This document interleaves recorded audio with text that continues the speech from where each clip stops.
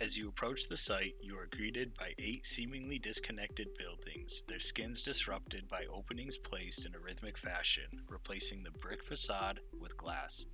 Two materials opposing each other in their characteristics, coming together to form a cohesive object, much like the primordial need as humans to be free within a society that has expectations. Corners are softened by large windows to alleviate the feeling of being enclosed. The first stop and last stop of each day is in the administration building, where residents will check out as they leave for work and check in as they come home. This space also holds the offices of the on-staff counseling team and property managers. Upstairs, there are several multi-purpose rooms to hold group counseling meetings or job fairs to help the residents get the best possible outcome of their experience during this transition.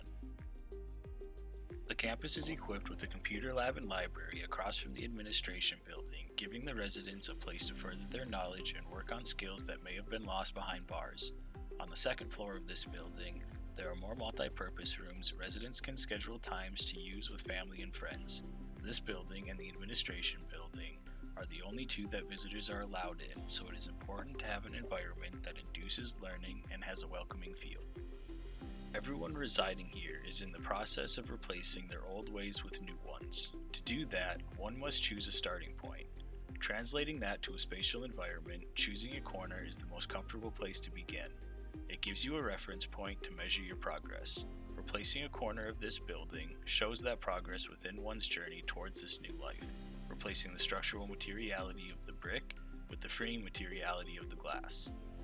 The angle of the glass wall represents the smooth transition between the two materials and the smooth transition from life in prison to life in society. This space is designed to give the residents a place to work out, an activity popular among inmates to help pass time and rid themselves of any built-up negative energy. It is also the hub for the connections on the second floor between each building through the walkways. Creating a sense of community between the residents will translate to the community they will be entering when they leave. The metaphor that stairs inherently have in our journey upwards towards a better way of life is not lost. These stairs, unlike the ones in the first two buildings, do not go straight up to the second level. The journey these residents are embarking on is not going to be one without a few obstacles.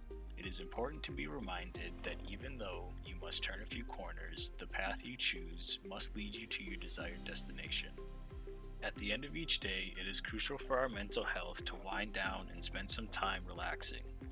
The buildings being oriented 45 degrees off square has created two community courtyards with access from under the walkways connecting the buildings.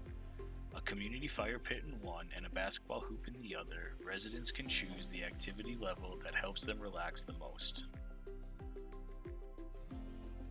The hierarchy of buildings follows the surrounding landscape, symbolizing the hills and valleys these residents have traversed through their life's journey.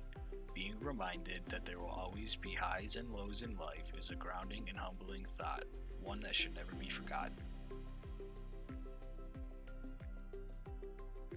Most halfway houses have rooms with several bunks in each one.